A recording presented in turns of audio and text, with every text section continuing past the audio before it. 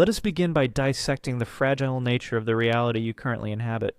You are sitting there, likely in a climate-controlled room, surrounded by the invisible hum of alternating current. Do you understand what that hum is? It is the heartbeat of a dying giant. The grid is not a battery, it is a finely tuned synchronized mechanical ballet. At this very second, massive turbines are spinning at 3,600 revolutions per minute, matching the frequency of the demand exactly. 60 hertz. That is the rhythm of your civilization. If that frequency drops by even 1%, the protective relays trip. The breakers open, the momentum is lost, and when that momentum stops, the entropy begins.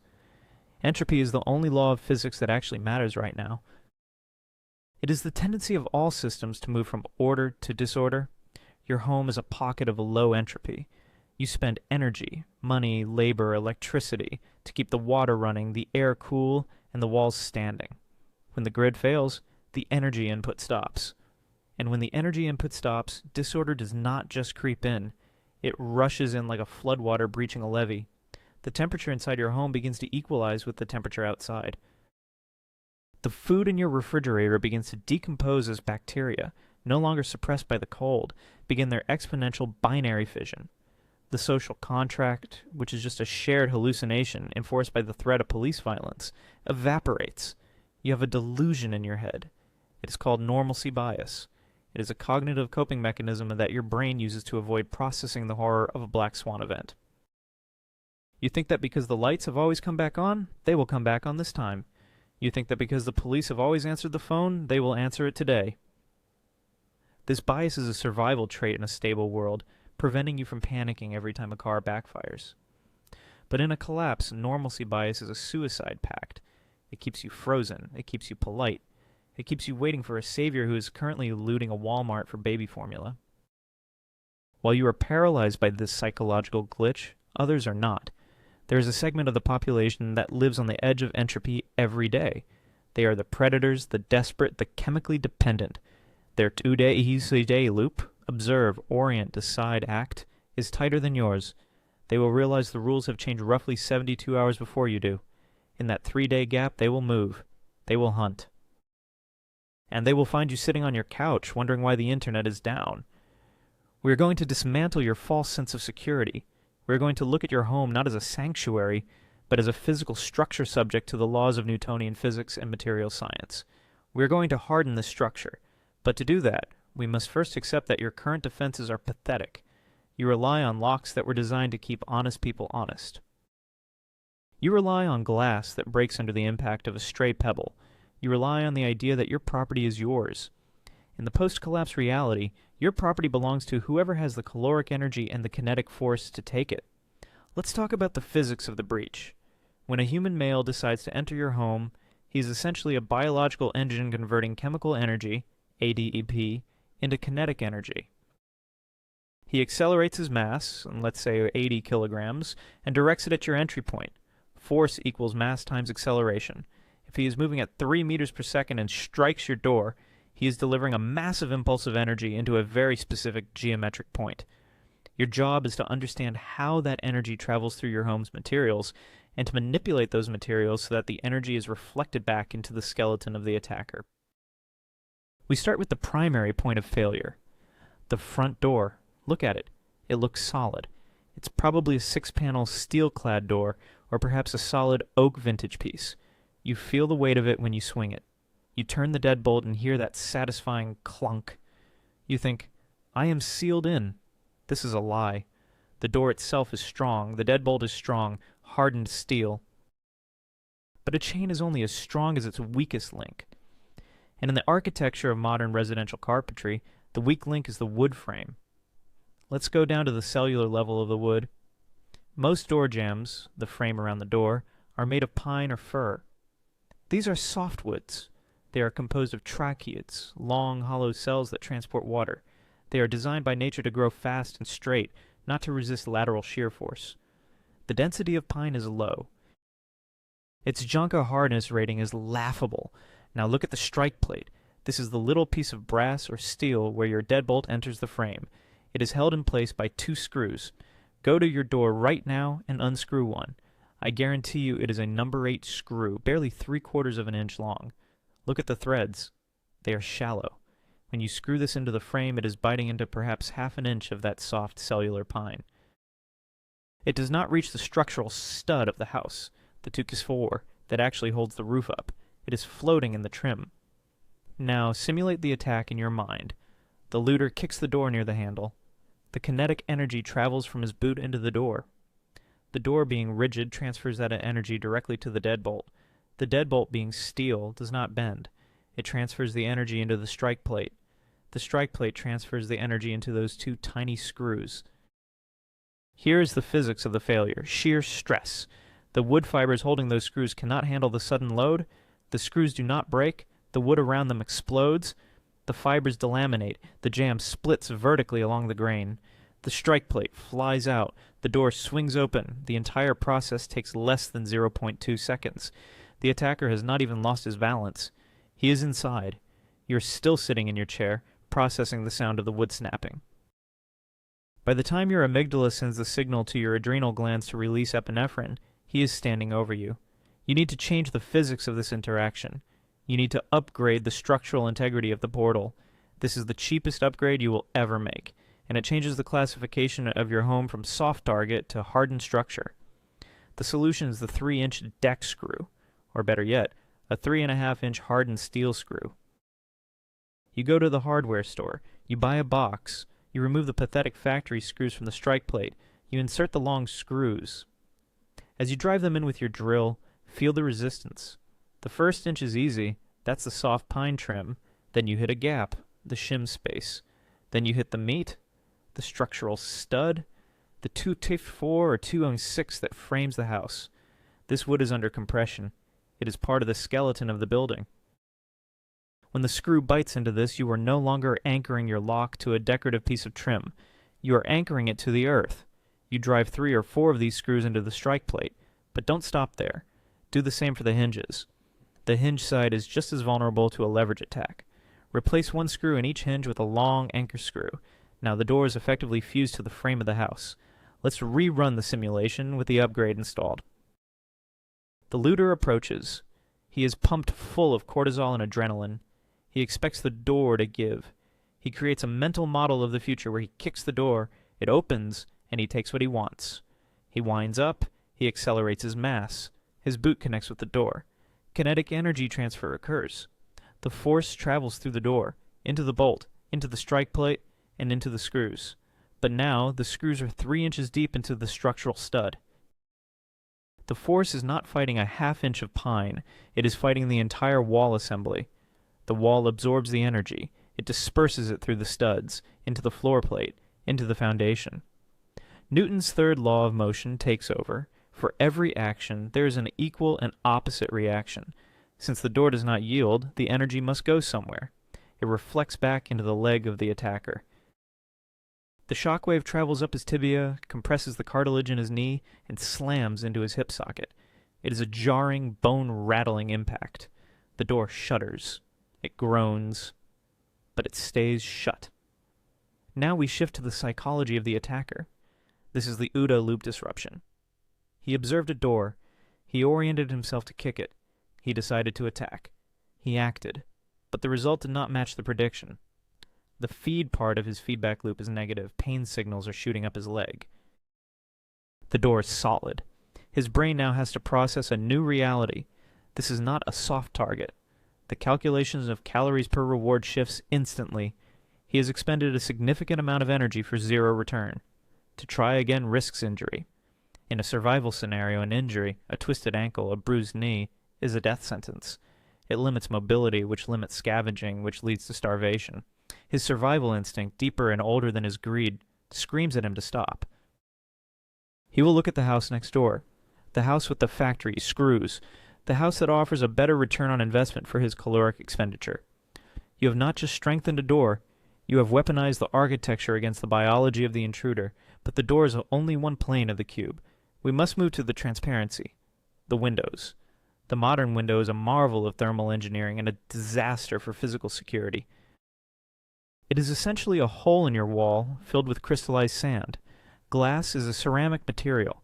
It has an erratic atomic structure. Unlike metal, which has a crystalline lattice that allows atoms to slide past each other, ductility, glass is rigid. It cannot deform plastically. When you apply stress to it, it stores that energy until the bonds break catastrophically. A standard double-pane window is designed to stop heat transfer, not bricks. The gas between the panes, usually argon, is an insulator, but the glass itself is often annealed glass, not tempered. When annealed glass breaks, it forms long, razor-sharp shards. These are dangerous to you, yes, but they fall out of the frame, leaving a gaping hole. Imagine the scenario. It is night. You are hiding in the living room. A Molotov cocktail, a simple bottle of gasoline with a rag, is thrown. It hits the window. The glass shatters instantly. The fuel enters your home. The fire starts. You are flushed out like a rabbit from a hole, or perhaps it is just a rock followed by a hand reaching in to unlock the window. The upgrade here is not bars. Bars scream, "I have something to hide!" Bars tell the world you are a prison. We want to be a bunker, but a subtle one. We want to employ the physics of lamination. You need security window film. This is a multi-layered polyester membrane with an aggressive acrylic adhesive. You apply this to the interior surface of the glass. When the water cures the adhesive, the film and the glass become a composite material. Let's look at the material's science. Polyester, polyethylene terephthalate, has high tensile strength. It loves to be stretched but hates to tear. Glass has high compressive strength but zero tensile strength. When you bond them, you get the best of both worlds. The simulation. The attacker throws a brick. The brick hits the glass. The glass fractures. The crystalline structure fails. But the shards are bonded to the polyester film. The film stretches, absorbing the kinetic energy of the brick. It acts like a trampoline. The brick bounces off, and the window looks destroyed. It is a spiderweb of cracks. But the barrier is intact. The atmosphere of your home is still sealed. The looter is confused. He hits it with a baseball bat. Whack! The glass crunches, turning into dust, but the film holds the dust in a sheet. It is now a flexible, opaque curtain of crushed glass and plastic. He cannot reach through. He cannot throw fire through. To get through, he has to mechanically cut the film or batter the entire frame out of the wall. This buys you time. In a tactical situation, time is the only currency that matters. It takes 0.5 seconds to break a standard window. It takes 45 seconds to 2 minutes to breach a filmed window with hand tools. That is a lifetime. That is enough time for you to wake up, orient yourself, grab your defensive tool of choice, and position yourself. Furthermore, the noise is incredible. Battering a laminated window is not a clean crash. It is a loud, repetitive thumping and crunching. It announces the location and intent of the attacker to everyone in a 3-block radius. Predators hate noise. Noise attracts competition. Noise attracts bigger predators. The sheer difficulty of the breach serves as a psychological deterrent. But we are not done. We must address the photon management of your bunker. Light discipline. Humans are phototactic creatures. We are drawn to light. In the dark, light signifies safety, warmth, and civilization. But in the collapse, light signifies resources. If the entire neighborhood is blacked out because the substation has blown, and your window is glowing with the warm yellow light of a lantern, you are painting a target on your back. You are broadcasting a signal. Here's a person who has supplies. Here's a person who is unprepared enough to show them. Conversely, you cannot live in total darkness. You need to see to sanitize, to cook, to maintain weapons, to check medical issues. The delusion is that you need tactical 1,000-lumen flashlights. This is amateur hour. Let's talk about the biology of the human eye. The retina contains 2 types of photoreceptors, rods and cones. Cones handle color and detail. They need bright light. Rods handle low light and motion. They are colorblind. The chemical key to night vision is a protein called rhodopsin, or visual purple. When you are in bright light, the rhodopsin in your rods is bleached. It decomposes into retinal and opsin. It becomes useless. When you enter darkness, your body has to regenerate that rhodopsin. This is not instant. It takes roughly 20 to 40 minutes for full regeneration, full dark adaptation. If you are sitting in the dark, guarding your hallway, and you turn on a bright white flashlight to check a noise, you have just chemically blinded yourself. The rhodopsin bleaches instantly. If you turn the light off, you're now totally blind for another 30 minutes. You are vulnerable. The upgrade is red light. Physics tells us that red light has a longer wavelength, around 650 nanometers, and lower energy than blue or green light. Biologically, the rods in your eyes are almost insensitive to red light. You can use a red light to read a map or check a wound, and your rhodopsin levels remain stable. You preserve your night vision. Furthermore, let's look at atmospheric scattering. Rayleigh scattering affects shorter wavelengths, blue-white, more than longer wavelengths, red. Blue light scatters in the air, creating a glow that can be seen from miles away. Red light travels straighter and scatters less. It is harder to detect from a distance. The upgrade. You do not need expensive gear. You need red cellophane, tail light repair tape, or even a red marker on a cheap flashlight lens. You need to black out your windows completely, not heavy curtains. I mean aluminum foil taped to the glass. Why aluminum foil? 2 reasons. Opacity. It blocks 100% of photons. No light escapes. You become a black hole. Thermal reflectivity. It reflects infrared radiation, heat. If the grid is down, AC is down. Your house will become an oven. Foil reflects the solar radiation out, keeping the interior survivable. You create a submarine environment. Inside, you live in the red. You move slowly, you emit nothing. To the outside observer, your house looks dead. It looks abandoned. There is no light leaking from the cracks. There is no movement. You are mimicking the entropy of the dead world around you. This is the ultimate camouflage. Now let's talk about the perimeter. The yard. Most suburbanites think a fence protects them. A chain-link fence is a ladder. A wooden privacy fence is a visual screen that hides the looter from the street once he is in your yard. These are not defensive structures. You need to understand the concept of terrain denial and acoustic warning. We are going back to biology. The orienting reflex, or Pavlovian response, is an organism's immediate response to a change in its environment. A sudden sound. You want to turn your yard into a field of acoustic landmines. This doesn't mean explosives.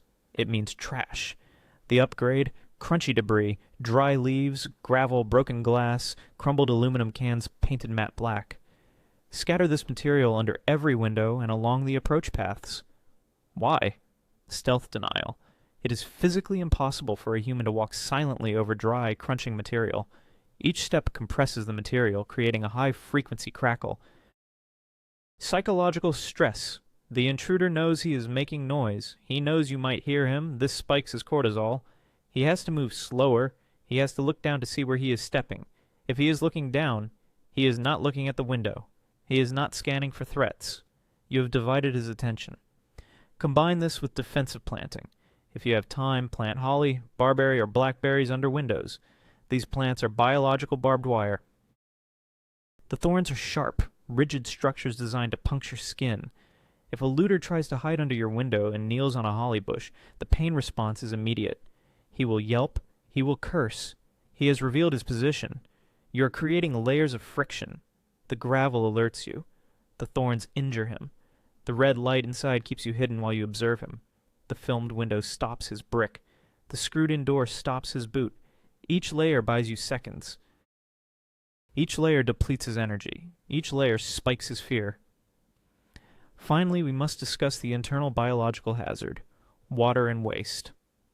The delusion is that you have water pressure. The reality is that municipal water is pumped. When the grid dies, the pumps die. The water towers have some gravity pressure, but that will be drained by the panicked masses within hours. Then the pipes go dry. But the real horror is the reverse flow. When the pressure drops to zero, the system can siphon. Groundwater, sewage, and industrial runoff can be sucked back into the mains. If you open your tap on day 3 and a trickle of brown water comes out and you drink it, you are dead. We are talking about Vibrio cholerae. We are talking about Cryptosporidium. Cryptosporidium is a microscopic parasite with a hard outer shell that makes it resistant to chlorine disinfection. When you ingest it, it travels to your small intestine. It burrows into the epithelial cells. It reproduces. It causes explosive, uncontrollable watery diarrhea. In a survival situation, diarrhea is not an inconvenience. It is a fatal condition. You lose liters of water and electrolytes. Your blood volume drops. Your blood pressure plummets. Your organs fail. You die of hypovolemic shock in your own bathroom. The upgrade, the bathtub bladder, and the drain plug. You can buy a plastic bladder, like a water bob, for $30. It fits in your bathtub. When the news gets bad, when you see the riots on TV, when the lights flicker, you put this in the tub and fill it. It holds 100 gallons of potable water. It is a closed system. Why not just fill the tub? Because the glaze on your tub is porous. Bacteria live in the scratches. The drain seal is imperfect. Water leaks out. Dust falls in. The bladder keeps the water sterile. 100 gallons is a lifeline. It is hydration. It is hygiene. But you must also defend against the sewer. Without lift stations pumping the sewage away, the sewers will back up. Sewer gas, hydrogen sulfide, methane, will push up through your P-traps. Hydrogen sulfide, H2S, is toxic. It smells like rotten eggs at low concentrations, but at high concentrations, it kills your sense of smell, and then it kills you. You must plug the drains, physically block them, duct tape over the sink overflow holes, stuff wet rags into the drains and weigh them down with heavy objects, block the toilet. You are severing your connection to the decaying city infrastructure, and this is the mindset of the bunker. You are an island. You are a sealed, pressurized vessel navigating a sea of chaos. You do not need to be a Navy SEAL to survive. You need to be a physicist of the household. You need to understand energy, biology, and psychology. You need to make these upgrades now, while the hardware store is open, while the credit card machines work, while the lights are on.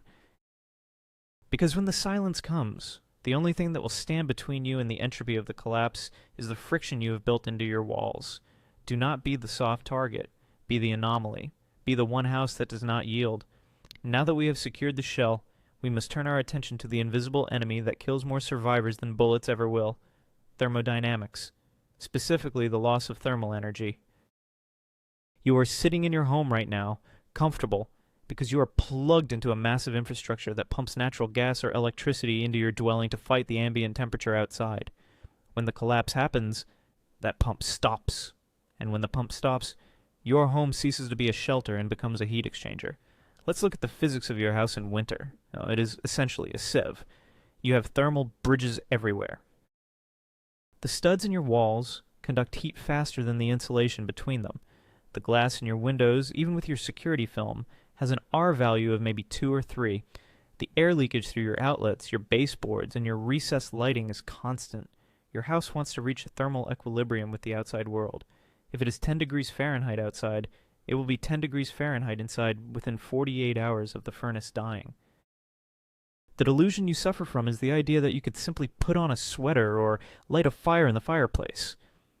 Let's dismantle the fireplace myth first. A traditional open hearth fireplace is a negative efficiency device. It sucks massive amounts of warm air from inside your house to feed the combustion, shoots it up the chimney, and radiates a tiny fraction of the heat back into the room. It creates a vacuum. It pulls cold air in through every crack in your walls to replace the air sending up the flue. You are literally vacuum packing your house with freezing air to watch a pretty flame. Unless you have a sealed wood stove with a dedicated air intake, do not light that fire. You will freeze faster. So let's talk about the biology of hypothermia. It is not just feeling cold. It is the systematic shutdown of your enzymatic processes. When your core body temperature drops below 95 degrees, your body begins to vasoconstrict. It pulls blood from your extremities to protect the vital organs. Your dexterity vanishes. You cannot load a magazine. You cannot strike a lighter. Then comes the umbles. Stumbles, mumbles, fumbles, and grumbles. Your cognitive function degrades. You make bad decisions. In a survival situation, a bad decision, like drinking unboiled water because you are too cold to wait for the boil, is lethal. The upgrade is the microclimate concept. You cannot heat your house. Do not try. You do not have enough fuel. Instead, you must shrink your world. You need to heat the smallest possible volume of air required to sustain human life. This brings us to the Russian doll architecture of survival. You're going to build a room inside a room. If you have a camping tent, set it up in your living room. If you do not, you build a fort. Yes, like a child. You use blankets, tarps, mattresses. You create a small, insulated, enclosed space. Here's the thermodynamics of the tent.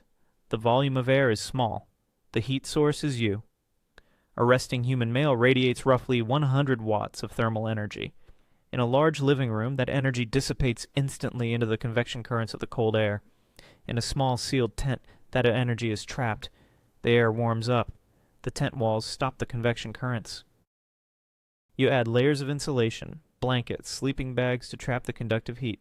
You're recycling your own metabolic-sized heat. But we can go deeper into the physics. You need to insulate the floor.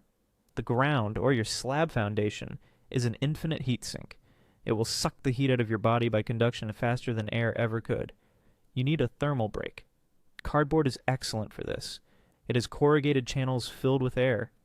Air is a poor conductor of heat. Stack 5 layers of cardboard under your tent. It costs nothing.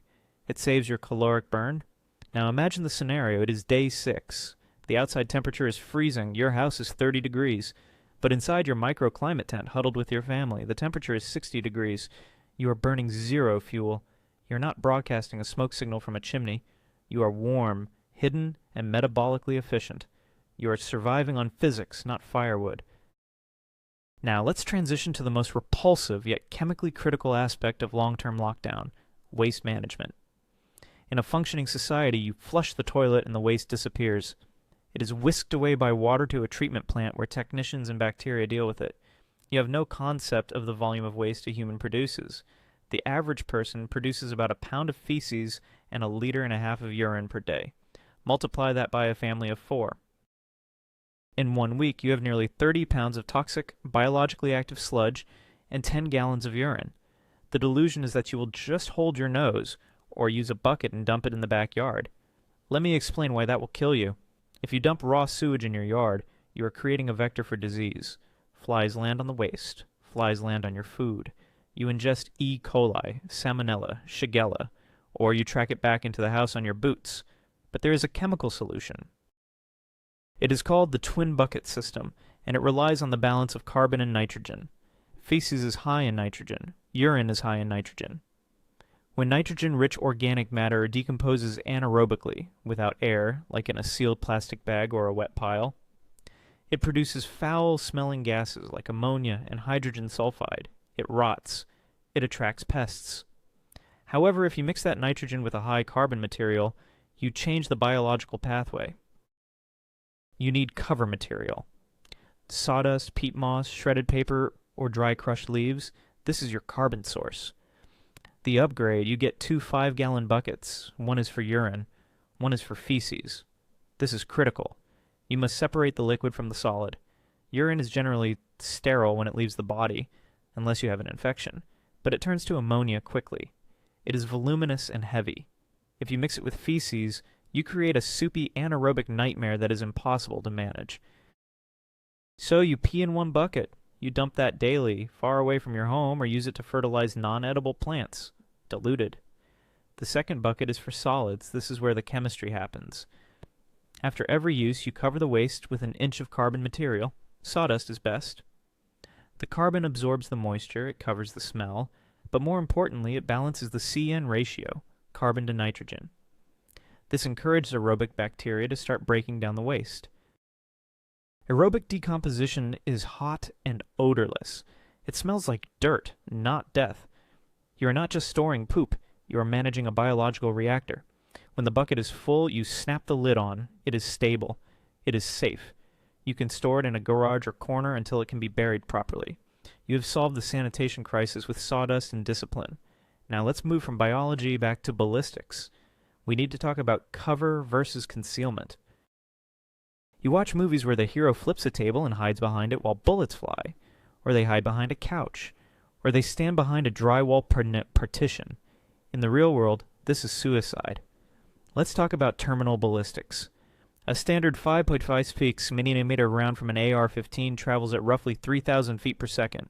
A 90mm round travels at around 1,100 feet per second. Drywall is a compressed gypsum chalk between 2 sheets of paper.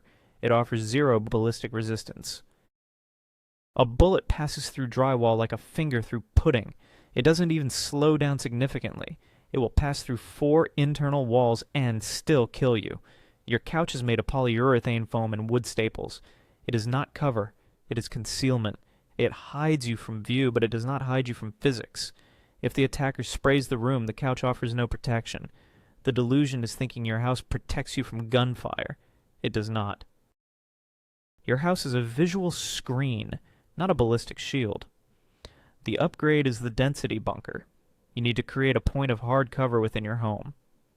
And the cheapest, most effective material you likely already have is cellulose. Specifically books. Paper is incredibly dense. A tightly packed row of hardcover books is surprisingly effective at stopping small arms fire. Wood pulp, when compressed, acts like a composite material. It absorbs energy. It deforms the bullet. It tumbles the projectile. Go to your bookshelves. Do not leave them scattered. Consolidate them. Build a low wall in your designated safe room, the same room with your microclimate tent. Stack the books flat, intertwined, at least 18 inches thick. Let's look at the physics of the bullet hitting the books. The projectile strikes the spine of a physics textbook. It has to push through thousands of individual pages. Each page offers friction. The bullet expands. It starts to tumble. By the time it passes through a foot of compressed paper, its kinetic energy has been bled off. It might exit the other side, but it will be moving slowly, likely falling to the floor. If you don't have books, use water. Remember the bathtub bladder. Water is heavy. 8.3 pounds per gallon. It is incompressible. A wall of water jugs is excellent cover. It absorbs the shock wave. It slows the projectile. So now, let's paint the picture of your upgraded existence. It is day 14. The grid has been down for 2 weeks. The neighborhood is silent, freezing, and dangerous. Outside, the temperature is 20 degrees. Inside your house, it is 25 degrees. But you are not in the house. You are in the tent in the living room. The floor is insulated with cardboard. The air inside the tent is 65 degrees, warmed only by the body heat of your family. You are comfortable. You are not burning calories, shivering. You hear a noise outside. A gunshot. You do not panic. You know your windows are filmed and blacked out. You know your doors are anchored to the studs. But if they get in, you have a plan. You move behind your wall of books and water jugs. You have established a firing position that offers true ballistic protection, not just visual concealment. You need to use the bathroom. You do not go to the frozen, backed-up toilet. You use the twin bucket system. There is no smell in the house because you understand the chemistry of carbon and nitrogen. You are not sick with dysentery because you have not cross-contaminated your environment. You are alive because you respected the science. But there is one more upgrade we must discuss. The psychological hardening, the upgrade of the mind. The delusion is that you will remain the same person you are now. You think you will be the benevolent neighbor. You think you will share your supplies. The reality is that starvation changes the brain chemistry. As your glucose levels drop, your executive function, the part of the brain that handles morality, long-term planning, and empathy, shuts down. You revert to the reptilian brain. The basal ganglia takes over. Feed, fight, flee, fuck. These are the 4 F's of survival. You will see things that will break your modern mind. You will see neighbors turning on each other. You will see desperation that looks like madness. If you are not mentally prepared for this, you will freeze. This is known as the bystander effect, amplified by trauma. The upgrade is scenario visualization. You need to inoculate yourself against the horror before it happens. Athletes do this. They visualize the race. You need to visualize the collapse. Sit down, close your eyes. Vividly imagine someone trying to break into your house. Imagine the sound of the glass breaking. Imagine the screaming. Imagine what you will have to do. Do not gloss over the violence. Visualize the mechanics of it. Visualize the cleanup. By running these simulations in your neural pathways, you're creating a pre-memory. When the event actually happens, your brain will not register it as a completely new shocking trauma. It will register it as a recognized pattern. Oh, I've seen this before. I know what to do. This reduces the freeze response. It allows you to bypass the panic and move straight to action. You must also understand Dunbar's number. This is a theoretical cognitive limit to the number of people with whom one can maintain stable social relationships. In a collapse, this number shrinks drastically. You cannot save everyone. You cannot care about everyone. You must draw a circle. Inside the circle is your tribe. Outside the circle is a potential threat. This sounds harsh. It sounds cruel. But cruelty is just nature without a filter. A lion is not cruel when it eats a gazelle. It is thermodynamically efficient. You must become efficient. You must strip away the luxury of universal empathy and replace it with the necessity of tribal survival. Let's review the entire system again, seeing how the parts interact. Your physical layer is hardened. Screws in the studs, film on the glass, doors barricaded. Your EM layer is hardened. Blackout curtains, red light discipline, zero emissions. Your thermal layer is hardened. Microclimate tent, insulation, metabolic heat trapping. Your biological layer is hardened. Bathtub bladder for clean input, bucket system for safe output. Your tactical layer is hardened. Trash perimeter for warning, book water walls for cover. Your psychological layer is hardened. Pre-visualization, OODA loop dominance, tribal delineation. This is not a home anymore, it is a life support system. And it is a machine designed to process inputs, safety, water, heat, and reject outputs, waste, heat loss, threats. Most people will not do this. They will buy a gun and a bag of rice and think they are ready. They are not. They are ignoring the microphysics of survival. They are ignoring the bacteria. They are ignoring the thermal conductivity of their walls. They are ignoring the fragility of the human psyche. When the looters arrive at their house, they will find a cold, dark, smelly tomb. When they arrive at your house, they will find nothing, because you are silent. You are invisible. And if they force the issue, they will find a hardened target that is more trouble than it is worth. The sun is setting, the grid is straining, the physics are waiting to apply their brutal laws to your unprepared life. Go to the store, get the buckets, get the screws, get the sawdust, stop hoping, start hardening. Do not mistake the silence of the perimeter for safety. You have secured the walls, you have trapped the heat, and you have managed the waste. But inside the bunker, a clock is ticking. It is a biological clock. It is the metabolic rate of the organisms living inside. You, your family. You're not a people anymore. You are biological engines. You're burning glucose to keep your neurons firing and your heart pumping. The moment the supply chain collapses, the grocery store becomes a museum of a dead civilization. You are now strictly limited to the chemical energy you have stored within your walls. Let's talk about the physics of starvation. The delusion is that you can skip a few meals. You think hunger is a sensation in your stomach. It is not.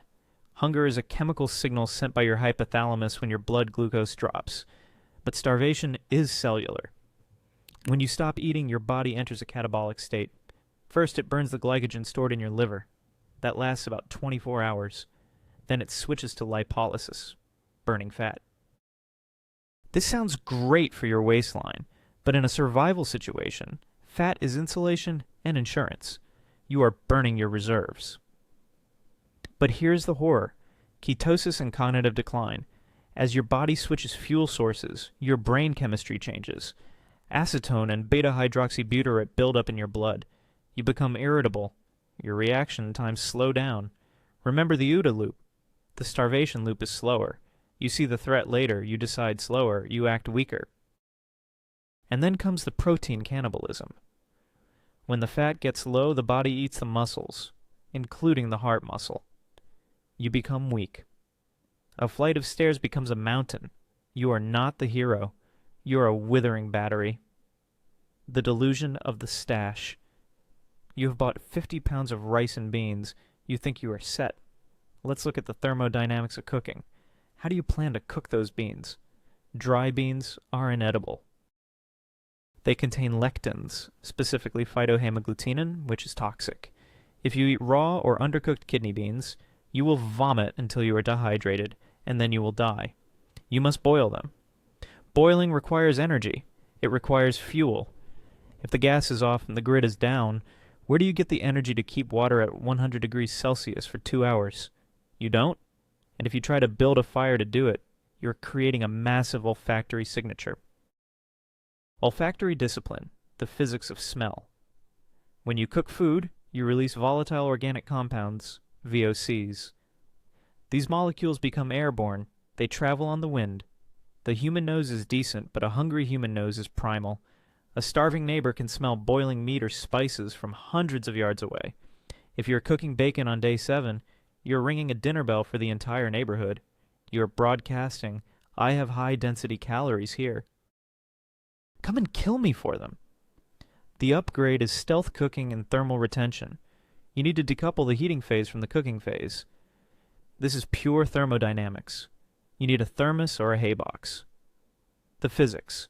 You bring your food to a boil rapidly using a small intense heat source, like a camping stove. This takes 10 minutes. Then you immediately transfer that boiling mass into a vacuum-insulated container, a high-quality thermos. A vacuum is a space devoid of matter. Heat moves by conduction, convection, and radiation. A vacuum stops conduction and convection dead. The heat is trapped inside with the food. The temperature stays above the cooking threshold, or projects as 80 to 89 degrees Celsius for hours. The beans cook in their own trapped thermal energy. Result: fuel efficiency. You use 10 minutes of fuel instead of 2 hours. Stealth.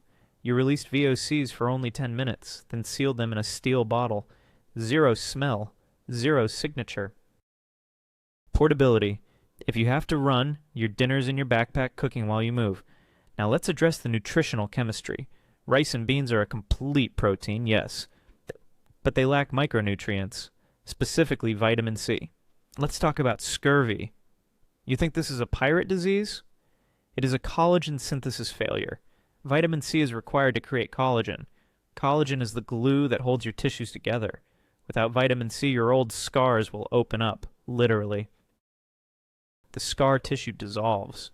Your gums swell and bleed. Your teeth loosen. You become lethargic. You develop emotional lability. In a high-stress siege, scurvy will destroy your group dynamics before it kills you. The upgrade, sprouting. You do not just store beans. You store seeds. Mung beans, alfalfa, lentils. When a dry bean sits in a bag, it is dormant. When you soak it in water, biochemical magic happens. It germinates. The vitamin content explodes. A sprouted mung bean has exponentially more vitamin C and B vitamins than the dry bean. You are not just a warehouse. You are a laboratory. You are growing fresh greens in the dark in a jar, using nothing but water and time. This is biological alchemy. It keeps your collagen synthesizing. It keeps your wounds closed. Speaking of wounds, let's transition to the microbiology of trauma. The delusion. I have a first aid kit. You open it. It has 5 Band-Aids, a gauze pad, and a small tube of antibiotic ointment. This is a joke. This is a kit for a paper cut in a sterile office. In a collapse, there is no sterility. The environment is filthy. You are filthy. You cannot wash your hands properly because water is rationed. Every scratch is a portal for bacteria. Staphylococcus aureus, Streptococcus, Clostridium tetani. Let's look at the exponential growth function of bacteria. A single bacterium divides every 20 minutes under ideal conditions. Time 0. 1 bacterium, 20 mins. 2. 40 mins. 4. 1 hour. 8. 4 hours, 4,096. 8 hours, 16 million. By the time you see the red streak running up your arm, sepsis. The war is already lost. Your immune system is overwhelmed. Without systemic antibiotics, sepsis is a death sentence. It causes a cytokine storm. Your immune system goes nuclear, attacking your own organs. Your blood pressure drops. You die. The upgrade is veterinary science and chemical closure. First, antibiotics. You cannot get a prescription. But bacteria do not care if the bottle says for humans or for fish. Fishmox, amoxicillin. Fishflex, cephalexin. These are available at pet stores. Chemically, they are identical to human antibiotics. They are made in the same factories, often with the same pill markings. You need to own a pharmacology handbook. A physical book, not a PDF. You need to understand the dosage. You need to understand the difference between gram-positive and gram-negative bacteria. This is not medical advice. This is survival reality. When the doctor is dead, you are the doctor. Second, wound closure physics. Suturing, stitching is dangerous if you don't know what you are doing. If you stitch a dirty wound, you are sealing the bacteria inside an anaerobic warm chamber. You are building an abscess incubator. The upgrade cyanoacrylate, superglue. Not just any glue. You want the medical grade if possible, Dermabond, but in a pinch, standard cyanoacrylate works.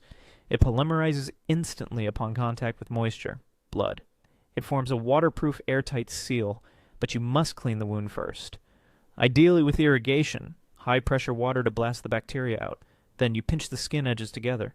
You apply the glue on top, not inside. You create a synthetic scab. Third, osmotic pressure therapy. Honey. Specifically raw manuka honey, but any raw honey works. Honey is a supersaturated sugar solution. It has very low water activity. When you pack a wound with honey, it creates a massive osmotic gradient. It sucks the water out of the bacterial cells. The bacteria dehydrate and implode. They cannot survive. Furthermore, honey produces low levels of hydrogen peroxide as it interacts with wound fluids. It is a natural antiseptic that does not damage tissue like alcohol does. You pack the wound. You wrap it. You leave it. The honey eats the bacteria. Now let's zoom out to the psychology of the group. You are locked in. You are hungry. You are scared. You are tired. The biggest threat to your survival is not the looter outside. It is the friction inside. Cabin fever is not a myth. It is a psychological breakdown caused by confinement and sensory deprivation. Cortisol levels remain chronically high. This suppresses the immune system, making you more likely to die from that scratch. It creates paranoia, the upgrade, the routine, and the hierarchy. Entropy attacks social structures just like it attacks houses. You must artificially inject order. You need a schedule. 08:00, wake up. 08:30, hygiene, bucket system management. 09:00, caloric intake, stealth breakfast. 10:00, security check, perimeter inspection. 12:00, education, read the medical books. Why? Because the brain craves pattern. If you sit around waiting to die, your brain will eat itself. You need purpose. You need a chain of command. Democracy is a luxury for times of abundance. In a survival situation, a ship needs a captain. Decisions must be made fast. Arguments consume oxygen and morale. Someone must have the final say. Decide who that is before the crisis. Let's look at the physics of sleep. You need REM sleep to process trauma. If you are on watch every night, staring out the window, you will become psychotic within 72 hours. Sleep deprivation mimics schizophrenia, hallucinations, paranoia, the upgrade, the shift system. You cannot guard your house alone. You need a tribe, even if it is just a spouse. 2 hours on, 4 hours off. Or better, passive early warning systems. This goes back to the perimeter. You rely on the crunch of the gravel, the tripwires with bells, mechanical, not electrical, to wake you. You sleep with your weapon, but you must sleep. The weaponry, a reality check on ballistics in the home. We talked about the book wall. Now let's talk about the offense. The delusion. You have a long-barreled sniper rifle or a massive shotgun. The reality, you are fighting in a hallway. It is a fatal funnel. A long barrel is a lever for your enemy. If you come around a corner with a 28-inch barrel, the attacker can grab the end of it. Now he controls your weapon. He has the leverage. You are disarmed. The upgrade, short, heavy, and bright. You need maneuverability. But more importantly, you need target identification. Remember the red light? That is for stealth. But if you are engaging a target, you need white light, blinding light, strobe lights. The physics of the strobe. A high-lumen strobe light flashing at 10-15 Hz disrupts the human visual processing centers. It causes the bokeh effect. The brain cannot stitch the images together fast enough. The attacker sees you in jerky, stop-motion frames. He becomes disoriented. He gets nauseous. You're not just shooting bullets. You're firing photons that hack his brain. You blind him. He cannot aim. You have the advantage. The economics of the new world. Paper money is kindling, gold is heavy, and you can't eat it. What is the currency of the collapse? Vices and utility? Alcohol, cigarettes, caffeine, antibiotics, batteries. These are the trade goods. The alcoholic neighbor will trade his silver watch for a pint of cheap vodka. Not because he wants to, but because his biochemistry demands it. Alcohol withdrawal can kill. He needs the fix. You are not a charity. You are a central bank of dopamine and energy. Stockpile the cheap vodka. Stockpile the Bic lighters. A Bic lighter is a miracle. It is a portable Prometheus. It produces fire thousands of times reliably. To a man trying to start a fire with wet sticks, a lighter is worth more than a diamond ring. The long game, water harvesting. Your bathtub bladder will run out. The store water will run out. You need to capture the sky. The physics of rain. A 1,000 square foot roof captures roughly 600 gallons of water for every 1 inch of rain. That is a massive volume. The delusion. I'll just put buckets under the gutters. The horror, bird poop, roof tar, asphalt shingles, leaching chemicals, dead squirrels in the gutter. If you drink raw gutter water, you are drinking a toxic sludge of biological and chemical waste. The upgrade, the first flush diverter. This is simple plumbing physics. The first few gallons of rain wash the roof filth down the pipe. You do not want this water. You build a diverter. A vertical pipe that fills up first. A ping-pong ball inside floats up as it fills. When the dirty water pipe is full, the ball seals the top. The rest of the water, the clean water, flows over the bypass and into your storage barrels. You have automatically filtered out the heavy sediment and the bird feces. Then you treat it.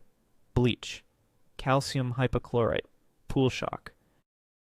1 teaspoon of granular pool shock treats 200 gallons of water. It is shelf-stable for 10 years. Liquid bleach degrades in 6 months. Buy the powder. Learn the chemistry. You are building a machine that eats rain and sunlight, a machine that recycles waste into compost, a machine that turns dry seeds into vitamin-rich greens, a machine that rejects kinetic energy, attacks, and conserves thermal energy, heat. But the most important part of the machine is the software, your mind. You must be cold. You must be calculating. You must look at a starving stranger and not see a person, but a caloric threat. You must look at a wound and not see pain, but a bacterial equation to be solved.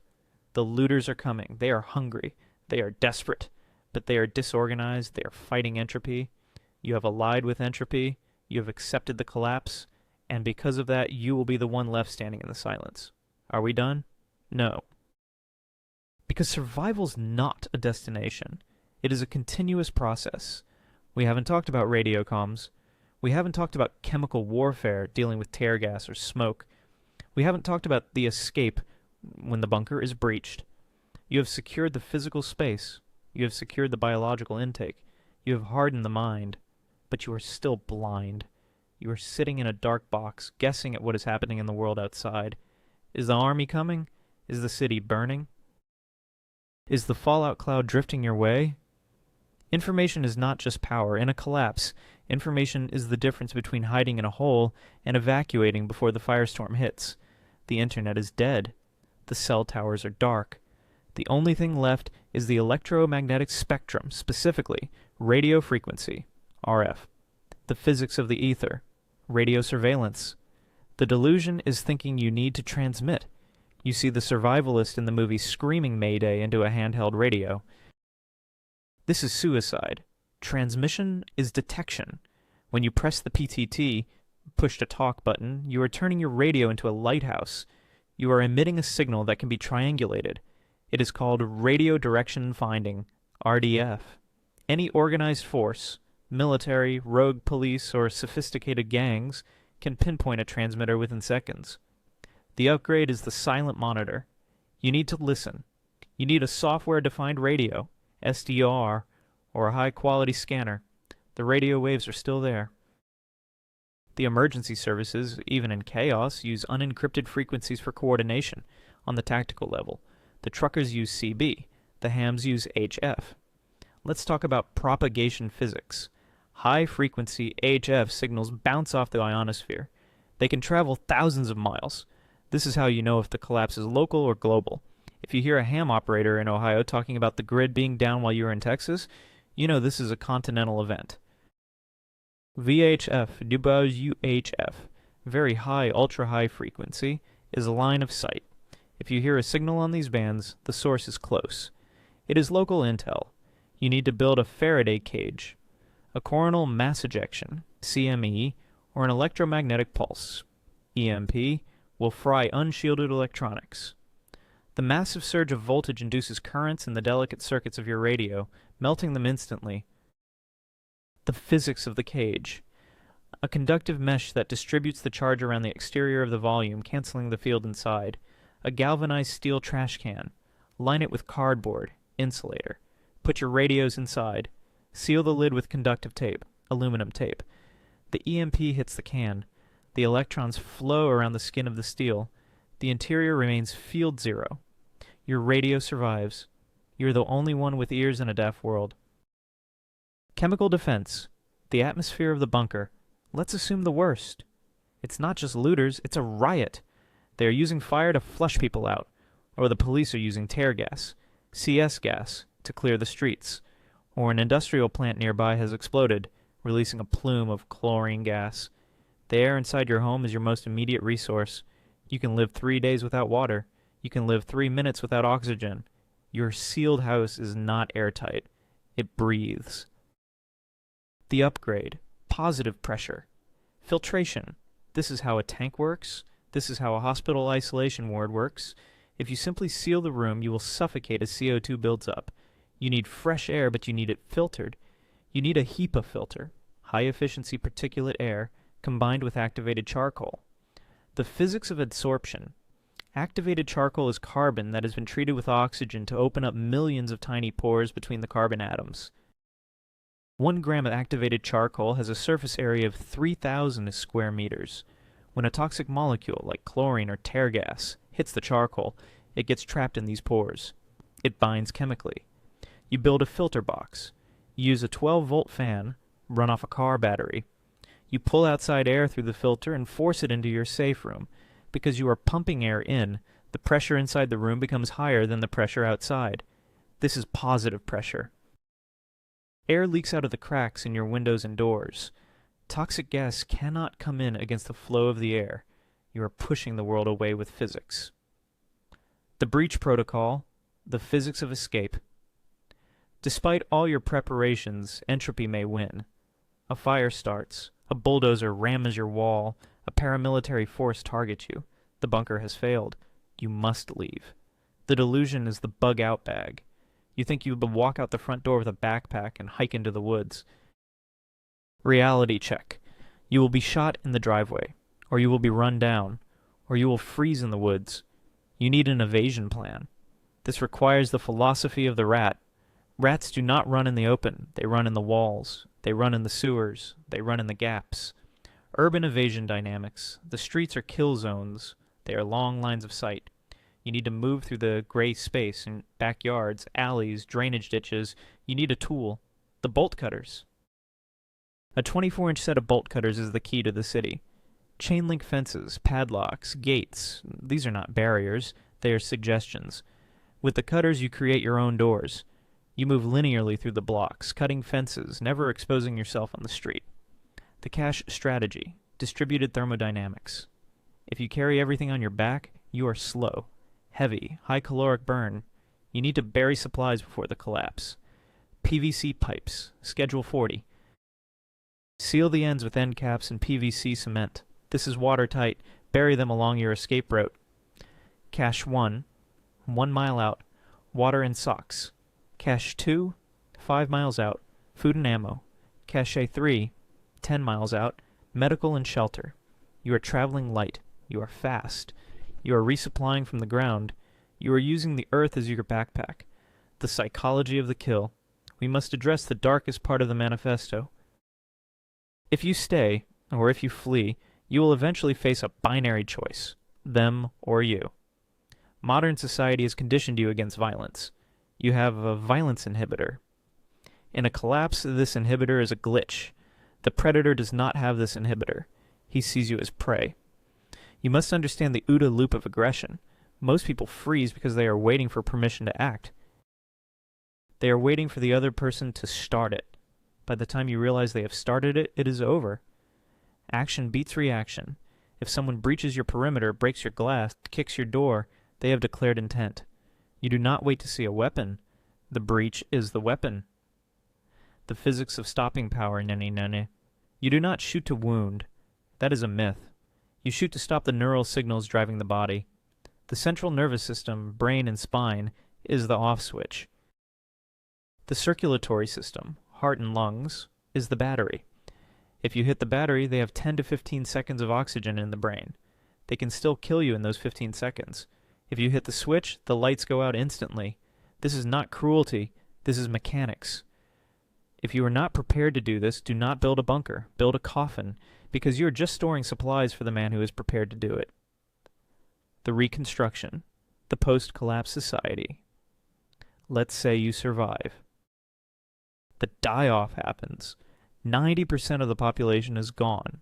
Starvation, disease, and violence have done their work. The silence returns. But it's a different silence. It is the silence of a reset. Now, the physics changes again. It is no longer about conservation, hiding. It is about production, rebuilding. The thermodynamics of agriculture. You cannot hunt forever. The game will be wiped out in months. You must turn sunlight into calories. Potatoes. The potato is the ultimate survival battery. It converts solar energy into carbohydrates more efficiently per square foot than almost any other crop. It grows underground, hidden. It stores well. It provides high-density energy. You need to become a farmer of the ruins. The return of the tribe. You can survive the collapse alone. You cannot rebuild alone. You will need to expand the circle, but you must vet them. The skill calculus. What do they bring? A doctor, let them in. A carpenter, let them in. A hedge fund manager, leave him. He has no value in a world without liquidity. Value is now defined by utility. Can you fix a bone? Can you fix a pump? Can you grow a potato? Final words. This script is not a story. It is a manual written in the ink of inevitability. The systems you rely on are fragile. The grid is a glass cannon. The supply chain is a thread. The social contract is a whisper. When the noise stops, the physics begins. Gravity, entropy, thermodynamics, bacteria. These are the gods of the new world. You do not pray to them. You study them. You manipulate them. You have the knowledge now. You know how to harden the shell. You know how to trap the heat. You know how to kill the germs. You know how to confuse the predator. You know how to cultivate the seed. The rest is up to you. Look at your house. Really look at it. Do you see a home? Or do you see a bunker waiting to be born? The screws cost $5. The water bladder costs $30. The knowledge costs nothing but your attention. Do not let the normalcy bias kill you. The storm is coming. Close the door, lock the bolt, and listen to the silence.